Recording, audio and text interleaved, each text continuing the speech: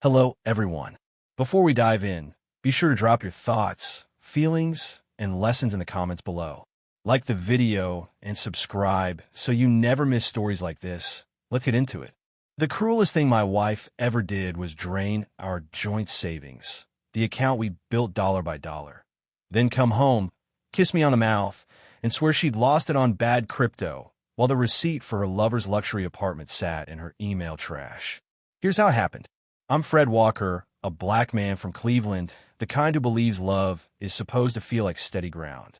I worked quiet hours in the medical records finance department at Metro Health, balancing patient accounts and compliance rules like they were commandments.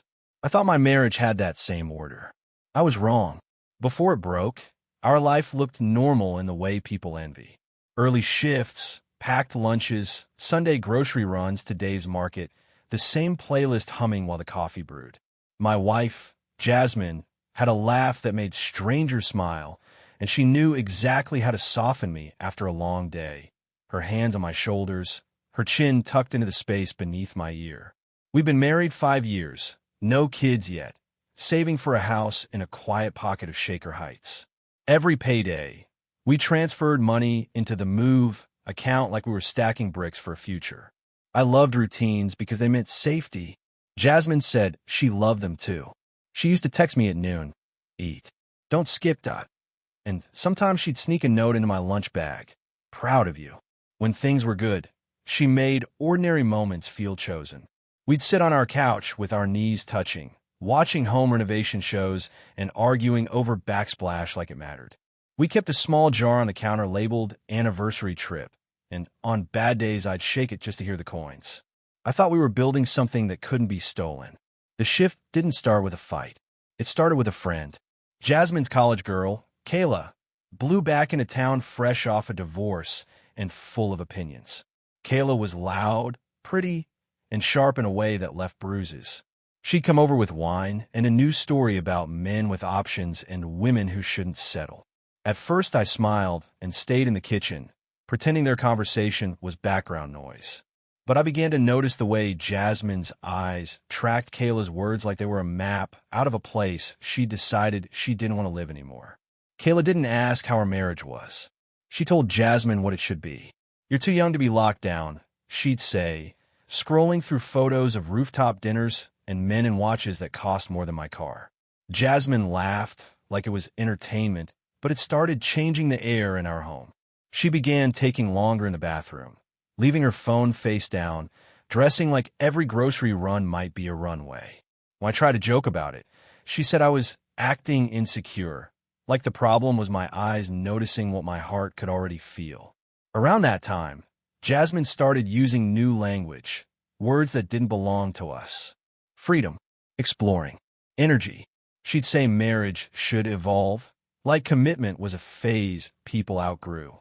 One night, while I cleaned dishes, she leaned against the counter and asked, casual as the weather, if I'd ever thought about open marriage.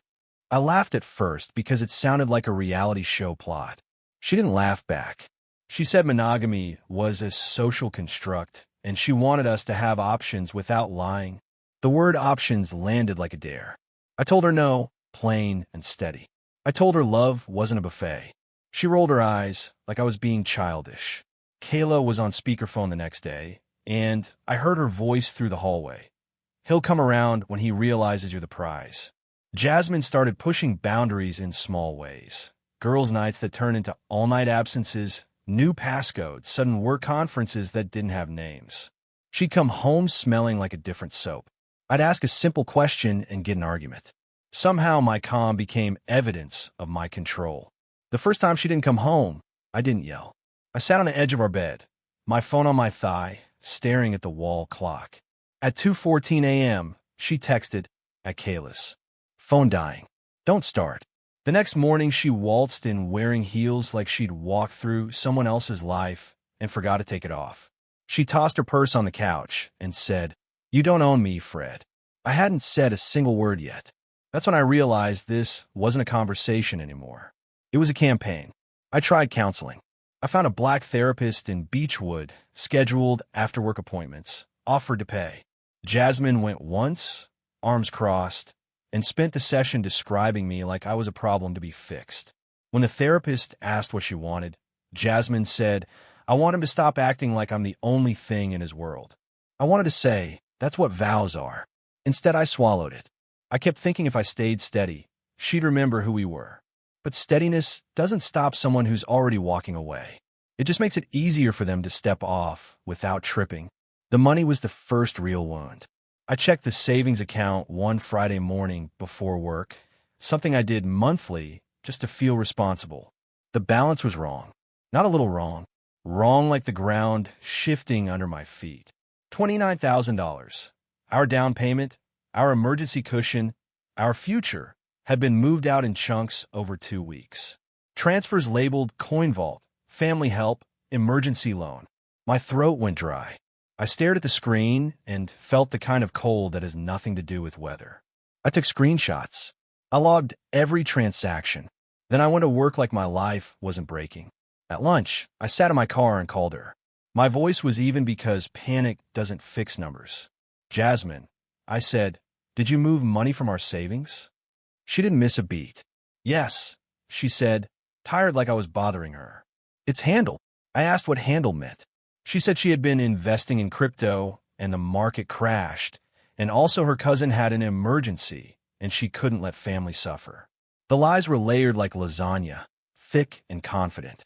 When I asked why she didn't talk to me first, she snapped, "Because you'd say no. And I'm not asking permission." That night, she tried to soothe me with touch. She slid into my lap like nothing had happened, fingers tracing my jaw. "Baby," she murmured, "money comes back. Don't make this bigger than it is." Her perfume was sweeter than usual, like she'd sprayed it over guilt. I didn't push her away, but my body didn't respond the way it used to. I kept seeing those transfers like red lights. She kissed my cheek and whispered, "I love you," and I almost laughed, not because it was funny, but because it sounded like a line she'd practiced in a mirror. In my job, I live inside systems. Medical records finance means auditing trails, reconciling accounts, documenting everything, because in my world, proof is the difference between truth and a lawsuit. So I did what I do best. I pulled the statements, downloaded transaction histories, and started building a timeline. I didn't confront her again. I watched. I observed. I learned which days she moved money, which days she stayed out late, which days she came home too happy for no reason. I stopped trying to win her back with words. Words were her weapon. I needed facts. The proof came through something stupid, an iPad we'd shared since before marriage, synced to her email because she never bothered to log out. I was paying our internet bill when a notification slid across the screen. "Welcome to the Halstead Residences, Jasmine Walker." My hands went still. Another email. "Your payment has been processed." Another. "Move-in instructions." My heart didn't race. It slowed, like it was conserving energy for a fall. I clicked, scrolling through lease terms, parking assignments, and a security deposit paid in full. Not from her checking. From ours. The address wasn't in our neighborhood. It was downtown, near the luxury high-rises by Playhouse Square. The rent was more than our mortgage would have been. Then I saw it, an email thread with a name, Donovan Pierce. The subject line said, "Can't wait to see you tonight." The messages were not subtle. They were not confused. They were certain. Donovan talked like a man used to getting what he wanted: reservations, penthouse views, "I'll send the driver." He signed off with, "Wear the black dress. The one that makes you look expensive." My stomach turned because I remembered that dress. She wore it last weekend and told me it was for Kayla's birthday. Donovan Pierce wasn't a random. A quick search showed him everywhere: regional real estate developer, charity gala photos, articles about his innovative projects, the kind of man who shakes hands with mayors. High status. High shine. The kind of man who could make Jasmine feel like she'd leveled up just by standing next to him. I sat in the dark with that knowledge and realized she didn't want options. She wanted an upgrade. And the cruel part wasn't even the sex. It was the way she used our savings like a ladder to climb into someone else's life. Over the next week, I watched the spending with a numb precision. A $2,400 payment labeled Pierce Furnishings. A $980 charge at a boutique in Tower City. A $1,350 watch from a luxury jeweler. She bought him gifts with money we earned together, then came home and asked me if I wanted chicken or salmon for dinner like we were still a team. When she touched my hand, I let her. I needed her to believe I believed her. I needed the lies to keep flowing so the evidence stayed clean. That was the first time my love turned into strategy. The pressure escalated at home, too. Jasmine started picking fights about my energy, my lack of ambition, my small thinking. She'd say, "You're satisfied with average," like loyalty was a poverty mindset. She began dropping hints about separate lives and living arrangements that support growth. One night she said, "If we ever tried open marriage, it would just be honest." I asked her, "Honest for who?"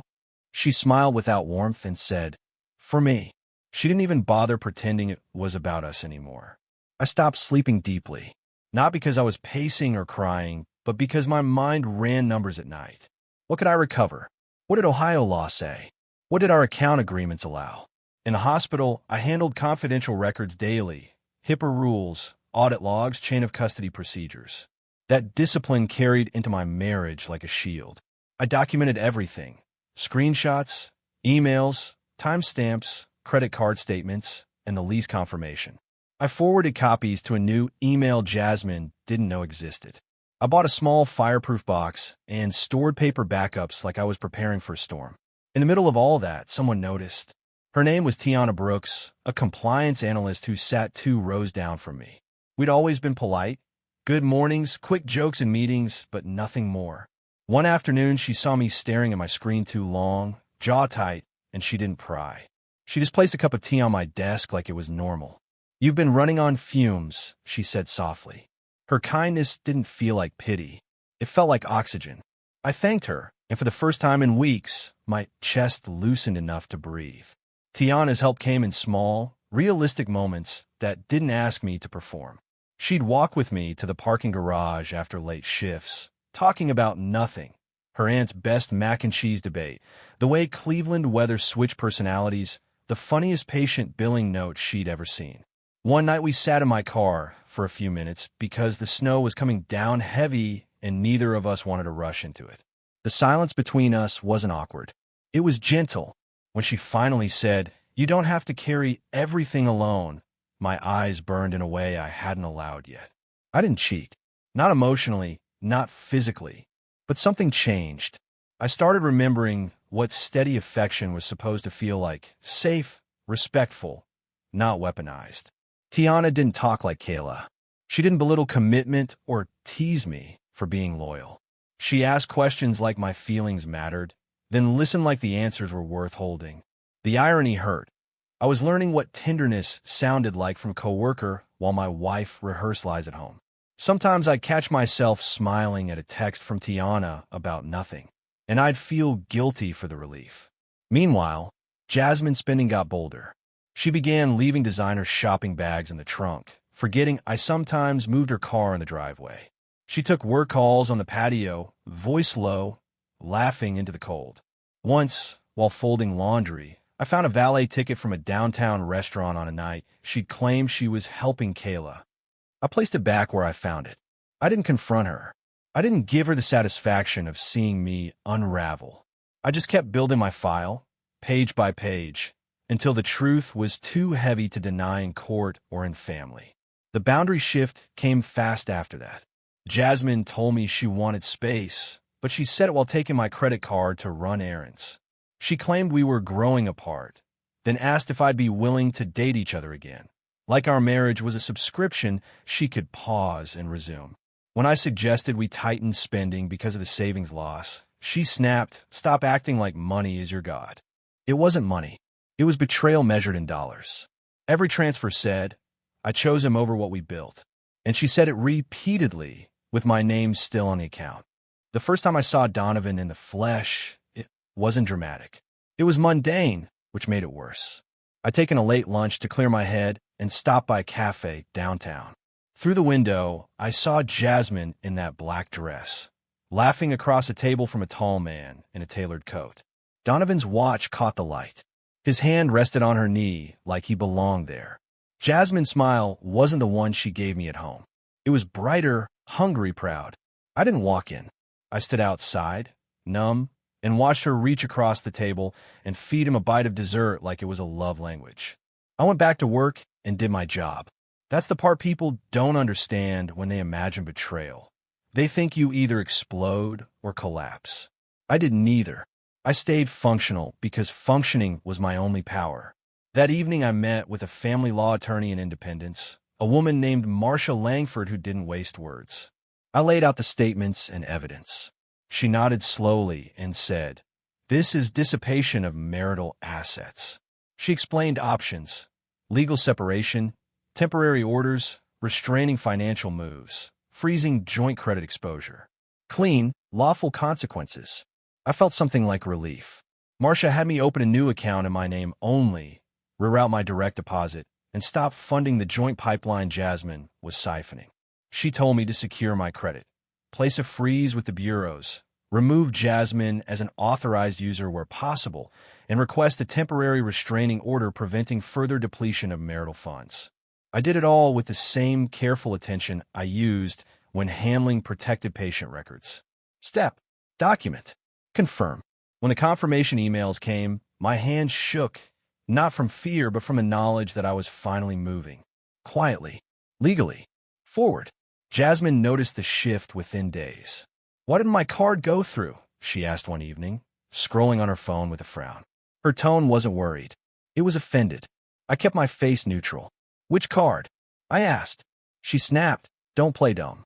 I said, "Talk to your bank." She stared at me like she was seeing a stranger. Control was slipping, and she didn't know why. That night she tried to start a fight, accusing me of punishing her. I didn't argue. I simply said, "I'm protecting myself." The silence after that sentence felt like a door locking. She attempted charm next. She cooked my favorite, smothered chicken, cornbread, greens, moving around the kitchen like a woman in a commercial. She poured wine and sat close, knee touching mine. "We've been off," she said softly. "Let's reset." I watched her eyes, the way they searched my face for surrender. I almost mourned the version of us that used to live in those gestures. Then her phone buzzed. She glanced down, smile flickering, and turned the screen away. I didn't need to see the name. Her body answered it for her. The romantic twist in my life didn't arrive like fireworks. It arrived like warmth returning to a room. Tiana began meeting me after work for short walks at Edgewater Park, nothing fancy, just lake air and conversation. One night, she brought 2 hot chocolates, and we stood watching the water, shoulders nearly touching, talking about dreams we'd postponed. I told her I used to want a house with a porch and a grill that didn't wobble. She laughed and said, "That's not small. That's peace." The word peace landed deep. I realized I'd been starting for it. We didn't cross lines, but we did connect. Slowly, honestly. She'd text me reminders to eat, the way Jasmine used to, except Tiana's care didn't come with manipulation attached. She asked, "Are you okay today?" and accepted the answer without punishing me for it. One evening she noticed my hands shaking as I stirred sugar into my coffee and said, "Something's hurting you." I didn't tell her everything, but I admitted my marriage was unraveling. She didn't rush me, didn't give cheap advice. She just said, "Whatever you decide, don't lose yourself trying to keep someone who's already gone." Jasmine panicked when she sensed I wasn't chasing her anymore. She started tracking me, asking where I was, why I was late, who I was with. The hypocrisy would have been funny if it hadn't been cruel. One night, she reached for my phone, and I gently took it back. Her eyes narrowed. "You hiding something now?" she demanded. I wanted to say yes, my self-respect. Instead, I said, "I'm entitled to privacy." She scoffed. "Since when?" "Since I learned you were using my trust like spare change. Since I learned love without respect is just control wearing perfume." The more she felt control slipping, the more she tried to rewrite history. She accused me of neglecting her, claimed her spending was because she felt alone, said I made her seek joy elsewhere. Not once did she say sorry. Not once did she ask how it felt to watch our future disappear in transfers and receipts. She framed betrayal as self-care.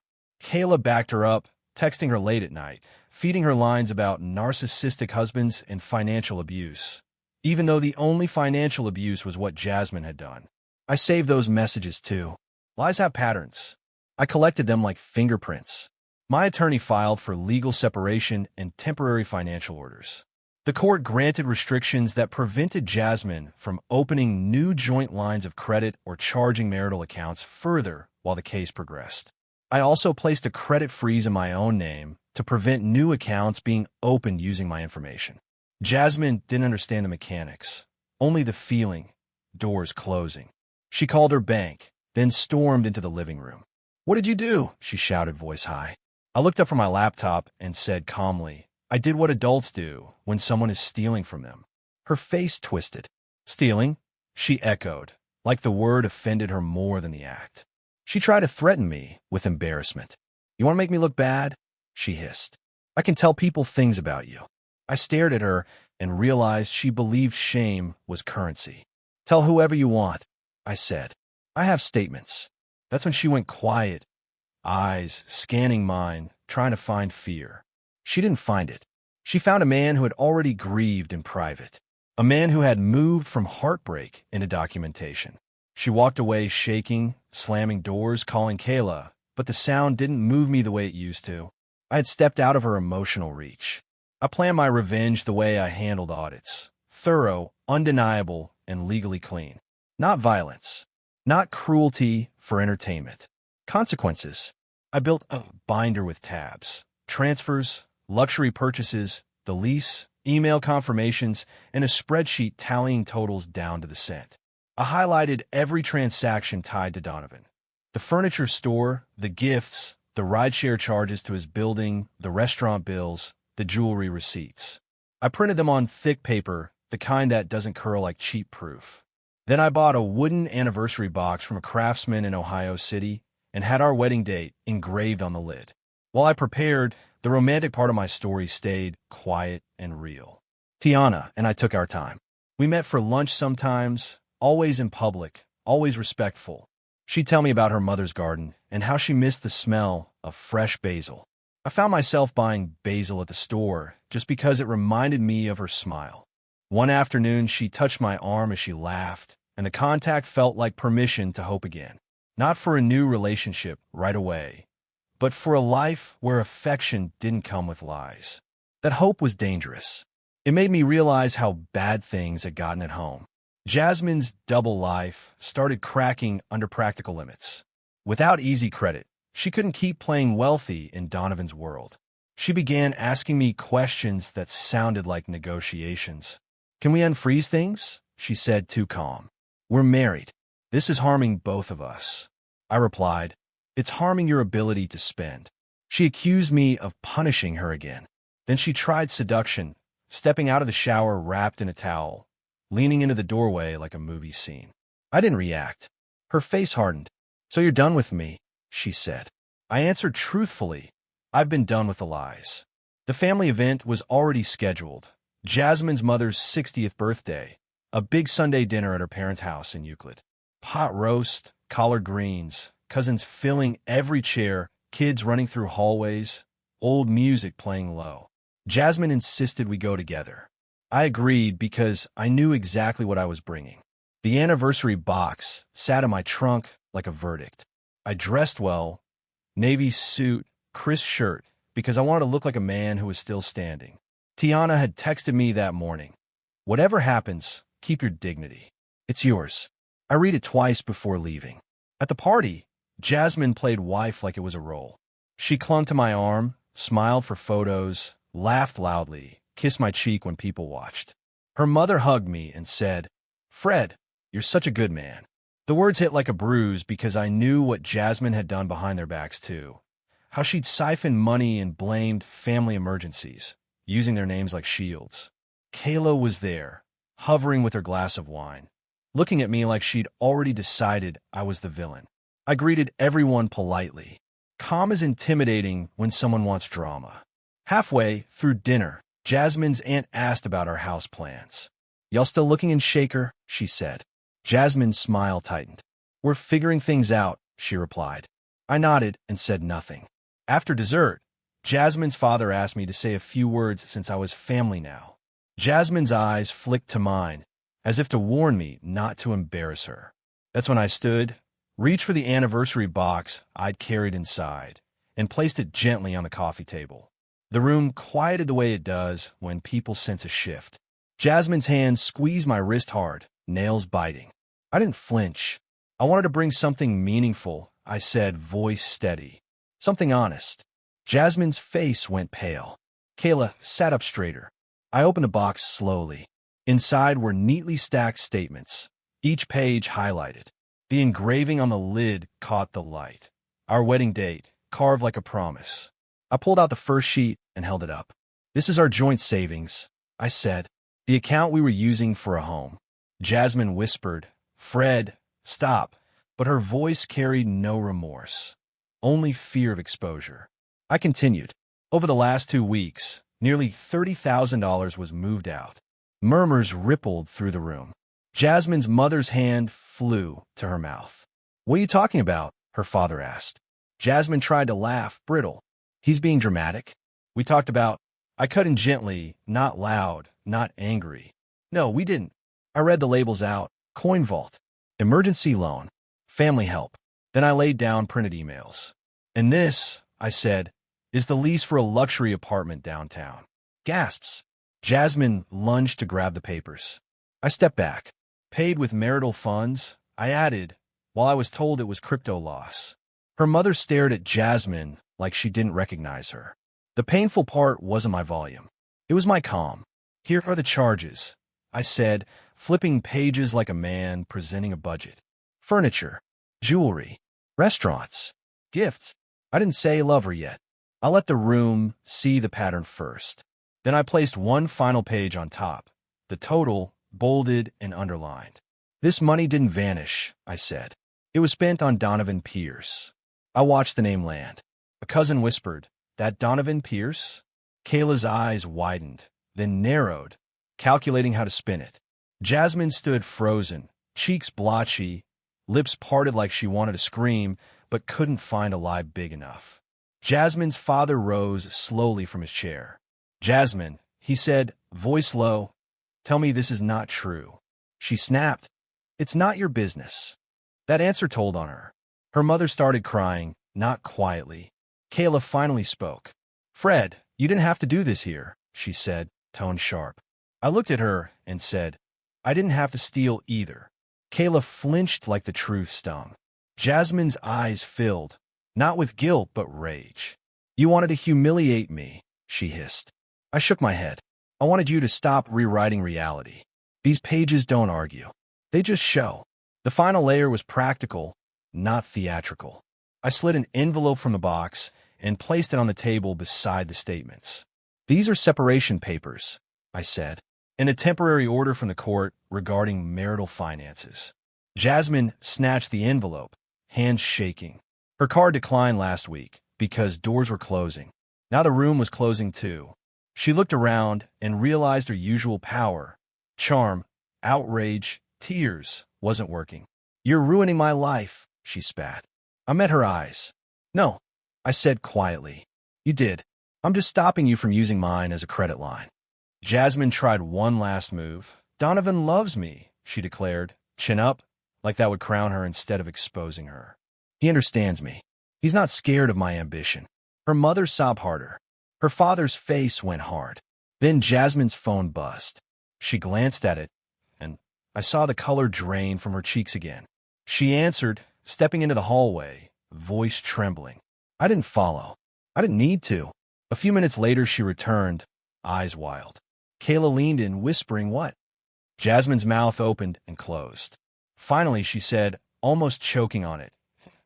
He said he can't be involved in marital drama. Donovan had gotten what he wanted. Now he wanted distance. Karma isn't always thunder. Sometimes it's a text message that ends a fantasy. Jasmine stared at her phone like it had betrayed her too. She tried calling again. Straight to voicemail. She tried once more. Nothing. The room watched her crumble in real time. And for the first time that night, her eyes looked scared like a human. Not sorry, just scared. Her mother whispered, Baby, what have you done? Jasmine snapped, Don't touch me, and shoved past her own family, grabbing her purse. Her heel caught on the rug, and she stumbled, hands flailing, not dramatic enough to be funny, just messy, like the truth pulling her down. I didn't stay to soak in it. That wasn't my goal. I thanked her parents for dinner, told them softly that I was sorry it happened in their home, and left before the room could turn into a spectacle. Outside, the air was cold and clean. My chest felt hollow, but also felt lighter. The confrontation wasn't a victory lap. It was closure. In my car, I sat for a full minute with my hands on the steering wheel, breathing, letting the quiet settle. I didn't cry. Not yet. I just felt the steady certainty of consequences finally taking shape. Jasmine came home late that night, furious and frantic. "You set me up," she screamed, pacing the living room. "You planned it like a psychopath." I sat on the couch and watched her, almost detached. "I planned it like a man who wanted the truth to be undeniable," I corrected. She threw a pillow across the room, then demanded I unfreeze everything. "My cards aren't working," she said. "My credit score, something is happening." I nodded. "Yes," I said. "Something is happening." She looked at me like she hated me, then like she needed me. I offered neither softness nor cruelty, just reality. Over the next week, the practical fallout hit her in ways she couldn't charm away. Donovan's building required consistent payments and a clean financial profile. With scrutiny rising and no fresh credit to lean on, Jasmine couldn't keep up. The luxury apartment became a trap she couldn't afford. She tried to use a new line of credit, denied. Tried to refinance, blocked. Tried to move charges to joint accounts, restricted by the court order. She called me at work, leaving voicemails that swung from threats to pleading. I saved them. My attorney advised minimal contact. I followed that advice like it was policy. The romantic twist in my life stayed private and earned. When the stress peaked, Tiana brought me dinner in a paper bag, baked chicken, rice, and a note. "Eat something real." We sat on my porch steps, coats on, talking under the yellow porch light. I told her I'd filed, that the family event was over, that Jasmine was spiraling. Tiana listened, then said, "You did what you had to do." Her voice didn't celebrate Jasmine's pain. It honored my survival. When she rested her head briefly on my shoulder, it didn't feel like escape. It felt like permission to be human again. Jasmine tried to claw control back by moving out suddenly, then returning, then threatening to take furniture. I let my attorney handle communication. I changed passwords. I separated utilities. I documented the apartment condition with time-stamped photos. I wasn't being petty. I was being protected. She called me cold. She told people I was financially abusive. But when those people asked questions, I didn't argue. I offered statements. Most backed away from her story because facts don't care about performance. Kayla stopped calling me names once she realized I wasn't responding. Without my reaction, her narrative starved. Jasmine's world shrank to the size of her choices. The divorce process wasn't quick, but it was clean. The judge didn't need theatrics. Dissipation was dissipation. Marital funds used for an affair were counted and weighed. Jasmine's face stayed hard in court, jaw tight, eyes daring anyone to shame her. No apology, no remorse. She blamed me for pushing her away, blamed capitalism, blamed boredom, blamed everyone but herself. Donovan never showed. Not once. He was high status enough to vanish when consequences arrived. The court ordered a fair division that accounted for what she'd taken. It wasn't revenge fantasy. It was accounting with legal teeth. The final blow, painful but lawful, came when the repayment schedule and credit restrictions boxed her in. Jasmine needed stable housing and utilities in her name. With her credit damaged by her own overreach and the freeze-related complications, she had to rely on family to co-sign. Her father refused. Her mother offered a couch, crying, but Jasmine rejected it with pride. Kayla didn't open her door either, because friends who preach options rarely share consequences. Jasmine ended up in a small sublet on the edge of the city, the kind with thin walls and coin laundry, a harsh contrast to the luxury high-rise she'd been bragging about. Her fantasy collapsed into fluorescent lighting. Months later, I ran into her once at a grocery store near University Circle. She looked tired, like sleep didn't come easy anymore. She didn't greet me. She stared at my cart, simple things, chicken, vegetables, coffee, and I saw her eyes flicker toward my left hand, bare of my ring. She wanted me to look broken, so she could feel justified. I didn't give her that. I nodded politely and kept walking. Behind me, I heard her mutter, whatever, like she still needed the last word. I didn't turn around. Some doors closed quietly. That's still closing. The private peace I found wasn't flashy. It was waking up without dread. It was my paycheck landing in an account that wouldn't be siphoned. It was cooking dinner in a kitchen where silence wasn't a threat. I started running again along the lake, breathing cold air until my lungs burned clean. I bought a small place, not the dream house yet, but a sturdy condo with a balcony and enough sunlight to start over. I put a basil plant on the counter because it reminded me of Tiana. I didn't post about it. I didn't announce my healing. I just lived it. Tiana and I took our time crossing from support into romance. No secret meetings. No revenge dating. Just honest steps. We went to a small jazz spot downtown, sat close, and shared a plate of fries like teenagers. On a snowy evening, we cooked together in my kitchen, music low, laughing when the smoke detector yelled at us. When she kissed me, it wasn't a rescue. It was a choice. The kind of choice I'd thought my marriage was built on. I told her, I'm not looking for someone to complete me. I'm looking for someone who won't compete with my peace. She smiled and said, good. Keep it. The anniversary box stayed on a shelf in my closet for a long time.